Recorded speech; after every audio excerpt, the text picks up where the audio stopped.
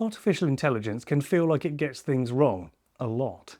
As a coach, consultant or small business owner, I bet that you've had false or factually incorrect outputs from tools like ChatGPT. These inaccurate responses can take time to fix, which is frustrating, especially if you're trying to use these tools to save you time. However, these inaccuracies are not a reason to stop using AI. Often it's a case of rubbish in and rubbish out.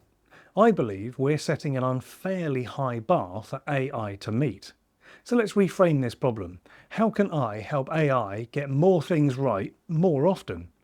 My name is Simon Batchelor, and in this video I'll explain the common reasons that AI can produce errors, why these kind of outputs can seem more frequent when we're using AI tools, and I'll also offer some practical tips on how to help AI make less mistakes.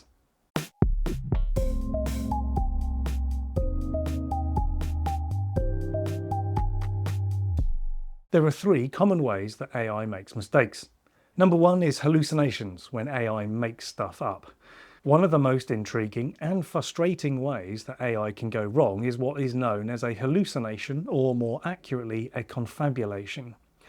This is when AI generates information that sounds plausible but is completely fabricated. For example, you might ask ChatGPT for an insight into a specific topic and it confidently provides that answer to you. But when you check it, it's factually incorrect. It sometimes makes up cities, names, or places that simply don't exist. So why does this happen? Well, AI models like ChatGPT are trained on vast amounts of data, but they don't understand this information in the same way that humans do. Instead, they predict likely word patterns based on probabilities.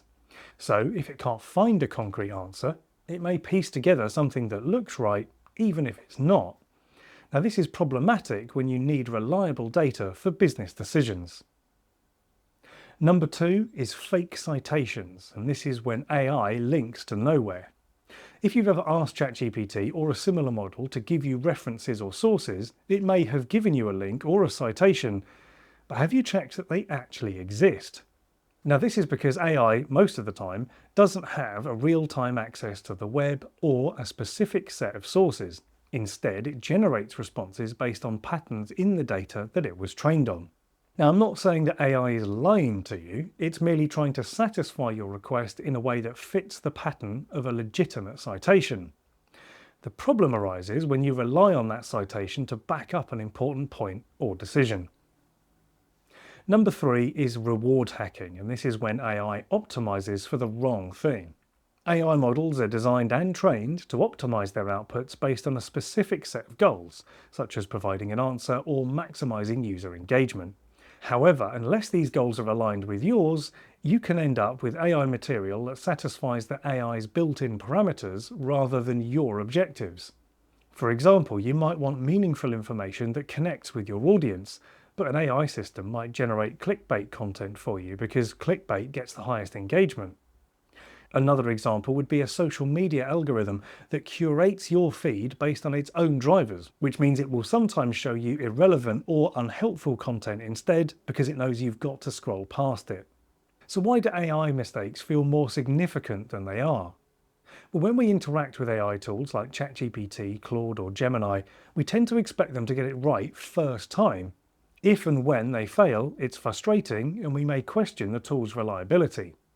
This contrasts sharply with how we engage with other instances of AI. On social media, for instance, if an AI algorithm serves up a post we don't like, we simply scroll past it. We don't dwell on that mistake, we move on.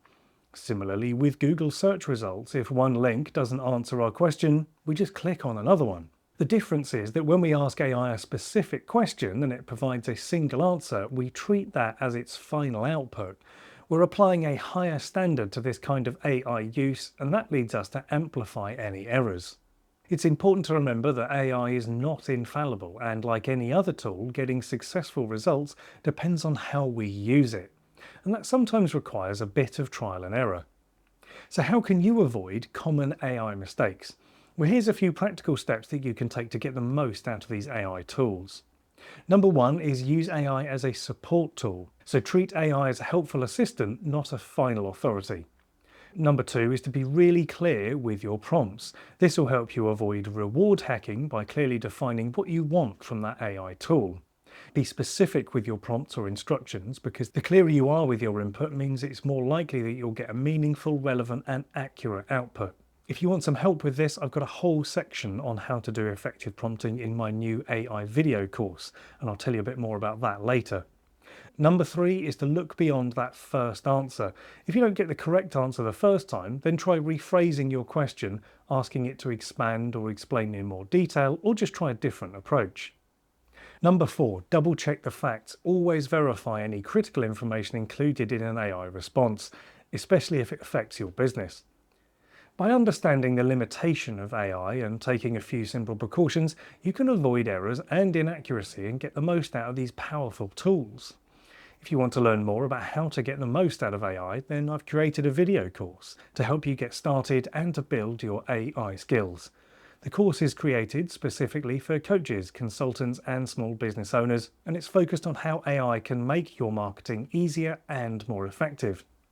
There are 15 short step-by-step guides on how to use the many different aspects of AI effectively in your business.